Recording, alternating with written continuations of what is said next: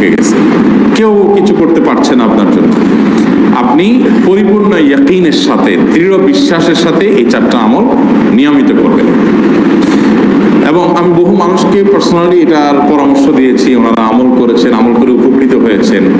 এরকম বহু মানুষ আছেন, বৃদ্ধ মানুষ, বাবা ক্যান্সারে আক্রান্ত হয়েছেন অনেক দেরিতে, আল্লাহ তাআলা অলৌকিকভাবে সাহায্য করেছেন। হ্যাঁ, কখনো যদি আল্লাহ তাআলা এই আমলগুলো করার পরও আমার বিপদ দূর না করেন, তাহলে হয় আমার আমলের মধ্যে কোনো ত্রুটি ছিল, অথবা আমার এই বিপদ দূর না হওয়ার মধ্যে আমার জন্য কোনো কল্যাণ নিহিত ছিল। আল্লাহ তাআলা আমার দোয়া কবুল করে যে উপকার হতো তার চেয়ে বেটার কিছু হয়তো আমাকে দিবেন, এই ইয়াকিন একজন ইমানদারের থাকবে। সেই 4টা আমলের 1 নম্বর হলো ইস্তিগফারের আমল। ইস্তিগফার, আপনি ফেসে গেছেন কোনো জায়গায়, কোনো উপায় পাচ্ছেন না, আপনি ইস্তিগফার করতে থাকেন। আস্তাগফিরুল্লাহ ওয়া আতুবু ইলাইহি, আস্তাগফিরুল্লাহাল্লাযী লা ইলাহা ইল্লা হুয়াল হাইয়ুল কাইয়্যুম ওয়া আতুবু ইলাইহি ওয়া লা হাওলা ওয়া লা কুওয়াতা ইল্লা বিল্লাহ। اللهم أنت ربي لا إله إلا أنت خلقتني وأنا عبدك وأنا على عهدك ووعدك ما استطعت أعوذ بك من شر ما صنعت أبوء لك بنعمتك علي وأبوء لك بذنبي فاغفر لي فإنه لا يغفر الذنوب إلا أنت سيد الاستغفار। এভাবে যে কোনো ইস্তিগফার তার খোলা নেই। এমন ভয়াবহ বিপদ, ইস্তিগফার করতে করতে এমন ভাবে আল্লাহ তাআলা সাহায্য করেছেন যে এটা কল্পনা করলেও মনে হয় যে স্বপ্নের মতো। কিভাবে এখন এই লোক এই জায়গায় আসলো আমার সাহায্যের জন্য, এই লোক তো এটা এই জায়গায় আসার কথা না, ঠিক উনি এসে হাজির হয়ে গেলেন এবং উপকারটা, আমার সমাধানটা হয়ে গেল সমস্যা। তো আলহামদুলিল্লাহ, বহুবার আমি পরীক্ষা করেছি, আর আমার পরীক্ষার 2 পয়সার দাম নাই। হাদিসে বলা আছে, গ্যারান্টি দেওয়া আছে, আমার পরীক্ষা করলেই কি না করলেই। নাম্বার 2, দুরূদ। নবী করিম সাল্লাল্লাহু আলাইহি সাল্লামের প্রতি দুরূদ পাঠ করা, এটা যদি আপনি নিয়মিত করতে থাকেন মুহাব্বতের সাথে, আল্লাহুম্মা সাল্লি আলা মুহাম্মদ ওয়া আলা আলি মুহাম্মদ কামা সাল্লাইতা আলা ইব্রাহিম ওয়া আলা আলি ইব্রাহিম ইন্নাকা হামিদুম মাজিদ, আল্লাহুম্মা বারিক আলা মুহাম্মদ ওয়া আলা আলি মুহাম্মদ কামা বারাকতা আলা ইব্রাহিম ওয়া আলা আলি ইব্রাহিম ইন্নাকা হামিদুম মাজিদ। আপনি একবার ছোট দুরূদ যদি পড়েন, সাল্লাল্লাহু আলাইহি ওয়াসাল্লাম, সাল্লাল্লাহু আলাইহি ওয়াসাল্লাম, আল্লাহুম্মা সাল্লি আলা মুহাম্মদ ওয়া আলা আলি মুহাম্মদ, শুধু এইটুকু পড়েন। জাযাল্লাহু আন্না মুহাম্মাদাম মা হুয়া আহলু, শুধু এইটুকু পড়েন। আপনি এভাবে যেই কোনো দুরূদ নবী করিম সাল্লাল্লাহু আলাইহি ওয়াসাল্লাম যদি পড়েন এবং পড়তে থাকেন অনবরত, ইস্তিগফারের পাশাপাশি দুরূদের ক্ষেত্রে নবী করিম সাল্লাল্লাহু আলাইহি ওয়াসাল্লাম বলেছেন যে এইটা তোমার জন্য যথেষ্ট হয়ে যাবে। তুমি যদি আল্লাহর কাছে আর কোনো দোয়া করতে না পারো, শুধু দুরূদটা পড়ো, তোমার সব পেয়ে যাবে। আপনি যদি বলেন আল্লাহ আপনার নবীর প্রতি আপনি রহমত নাজিল করেন, আপনার নবীর প্রতি আপনি শান্তি নাজিল করেন, আপনি যেটা দোয়া করেন, তো আল্লাহকে আল্লাহর নবীর প্রতি আপনি রহমত নাজিল করতে বললে আল্লাহ তাআলা আপনার প্রতি রহমত নাজিল করবেন কি করবেন না?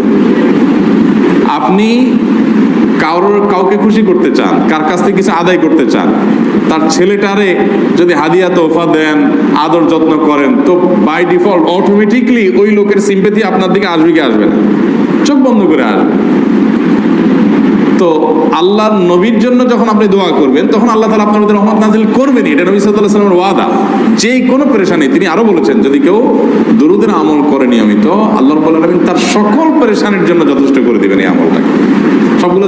আলহামদুলিল্লাহ, এই আমলগুলো করে অনেক ভাইরা আমাকে অভিজ্ঞতা জানাইছে যে আলহামদুলিল্লাহ তাদের অভিজ্ঞতা অলৌকিক। হ্যাঁ, ওই যে বললাম, কখনো যদি আল্লাহ তাআলা আপনার দোয়া কবুল না করেন, তাহলে হয় আমার ত্রুটি আছে, আর না হলে আমার জন্য আল্লাহ তাআলা এর চেয়ে বেটার কিছু রেখেছেন। আমি সেই ইয়াকিন রাখবো ইনশাআল্লাহ। আর এই দোয়াতে সমাধান হবেই হবে, সে বিশ্বাস থাকতে হবে। নবী করিম সাল্লাল্লাহু আলাইহি ওয়াসাল্লাম বলেছেন, হাদিসে কুদসিতে আল্লাহ বলেছেন, আনা ইনদা যান্নি আবদি বি, বান্দা আমার প্রতি যেমন ধারণা করে আমি তেমন আচরণ করি। কেন আপনি যদি চিন্তা করেন, করে দেখি হয় কি না, দেখি ট্রাই করি, তাহলে ওই আল্লাহ তাআলা বলবেন ঠিক আছে দেখতে থাক। আপনি যদি ইয়াকিন করেন যে না, নবী করিম সাল্লাল্লাহু আলাইহি ওয়াসাল্লাম যে বলেছেন, অতএব সেটা হবেই, আর আল্লাহ রাব্বুল আলামিনের কাছে আমি ওইভাবেই চাবো যে আল্লাহ দিবেনই, আমি নিয়েই ছাড়বো, ইনশাআল্লাহ গুলি মিস হতে পারে, আপনার দোয়া মিস হবে না। ওই ইয়াকিন, ওই ঈমান আমার মধ্যে আনতে হবে, চেষ্টা করবো তো ইনশাআল্লাহ। তাহলে 2টা আমল হলো, ইস্তিগফার আর দুরূদ। 3 নম্বর আরেকটা আমল হলো দোয়া ইউনুস। দোয়া ইউনুস, লা ইলাহা ইল্লা আন্ত সুবহানাক ইন্নী কুনতু মিনাজ জালিমিন। বেশি বেশি পড়তে থাকবেন, যখন বিপদে পড়বেন ইস্তিগফার আর দুরূদ পড়বেন সবচেয়ে বেশি, আর মাঝে মধ্যে দোয়া ইউনুস, লা ইলাহা ইল্লা আন্ত সুবহানাকা ইন্নী কুনতু মিনাজ জালিমিন। আল্লাহ সুবহানাহু ওয়া তাআলা কোরআনে কারীমে এই দোয়ার পরে বলেছেন, ওয়া কাযালিকা নুনজিল মুমিনিন। এই দোয়া পাঠ করার মাধ্যমে ইউনুস আলাইহিস সালামকে পৃথিবীর ইতিহাসের সবচেয়ে অলৌকিক ঘটনা, সকল সায়েন্স, সকল আপনার বিজ্ঞানের তত্ত্ব, সবগুলোকে আপনার সবগুলোর বিপরীতে বা সবগুলোকে আপনার ভুল প্রমাণ করে দিয়ে ওই জায়গাটার জন্য আল্লাহ তাআলা ইউনূসকে মাছের পেটে ঢোকার পর সেখান থেকে আবার জীবিত রেখে বের করেছেন। অক্সিজেন অভাবে তো সেখানে এমনি মারা যাওয়ার কথা, আরো নানা কারণে মারা যাওয়ার কথা, তাই না? কিন্তু আল্লাহ তাআলা তাকে রক্ষা করেছেন, কারণ উনি এই বিপদে পড়ার পর থেকে এটা পড়তেছিলেন, লা ইলাহা ইল্লা আনতা সুবহানাকা ইন্নী কুনতু মিনাজ জালিমিন। তো আল্লাহ তাআলা কোরআনে বলেছেন এটা ইউনূস, তার নবী ইউনূস আলাইহিস সালামকে আল্লাহ তাআলা এটার মাধ্যমে রক্ষা করেছেন, সেটা তার জন্য খাস না, এটা তার জন্য স্পেশাল না, বরং আল্লাহ বলেছেন ওয়া কাযালিকা নুনজিল মুমিনিন, এটা দিয়ে আমি তাকে রক্ষা করেছি, একইভাবে ঈমানদারদেরকেও এইটার মাধ্যমে রক্ষা করব। এটা বড় অস্ত্র পেয়ে গেলাম, দোয়া ইউনূস বেশি বেশি পড়বো ইনশাআল্লাহ, লা ইলাহা ইল্লা আনতা সুবহানাকা ইন্নী। আমার দেশে আবার দেখা যায় বিপদ হয়ে গেলে তখন হুজুর মানা করে যে ভাই আপনারা সবাই মিলে এটা 1 লাখ বার পড়ে দেন, 1.25 লাখ বার পড়ে দেন, টাকা দিব আপনারা পড়ে দেন। আপনারটা আপনি পড়বেন ভাই, হুজুরদের কাছে দোয়া চান সমস্যা নাই, আর হুজুরদেরকে খাটায়া টাকা দিবেন কেন, এমনি টাকা দিবেন না দিয়া। আর এই দোয়া নিজে নিজে করতে থাকবেন। ইউনূস আলাইহিস সালাম ওই সময় কি লোক ঠিক করছিলেন যে ভাই আপনারা সবাই দোয়া ইউনূস পড়েন, আমি গেলাম, আমি মাছের পেটে গেলাম, আপনারা বসেন সবাই দোয়া ইউনূস পড়া দেবেন, করছেন উনি? ওনারটা উনি করছেন, তো আপনারটা আপনি শুরু করবেন দোয়া ইউনূস না।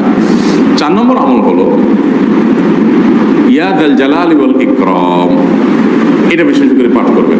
নবী করিম সাল্লাল্লাহু আলাইহি ওয়াসাল্লাম বলেছেন আলিযু বিয়া যাল জালালি ওয়াল ইকরাম, ইয়া যাল জালালি ওয়াল ইকরাম, এইটাকে তোমরা আঁকড়ে ধরবে। ইয়া যাল জালালি ওয়াল ইকরাম মানে কি? এটা আল্লাহকে ডাকা, আর কিছু না। এবং হাদিসে বর্ণিত দোয়া, এটা মাসনুন দোয়া। ইয়া যাল জালালি ওয়াল ইকরাম মানে হে মহা ক্ষমতার অধিকারী, প্রতাপশালী এবং সম্মানের মালিক, এটা বলার মানে হলো আল্লাহর কাছে নিবেদন করা, যেহেতু আপনার প্রতাপ আছে, আপনার জালাল আছে, আপনার বড়ত্ব আছে, এই বড়ত্বের অধিকারী এবং হে সম্মানের অধিকারী, আপনার যেহেতু আল্লাহ তাআলা এটা, আপনার যদি এটা আছে, অতএব হে আল্লাহ আপনি আমাকে এটা দান করুন, আপনার সেখান থেকে আমার প্রতি রহম করুন, আপনার সেখান থেকে আমাকে, আপনার বড়ত্ব থেকে আমাকে আপনি হেফাজত করুন, আপনার একরাম থেকে আমাকে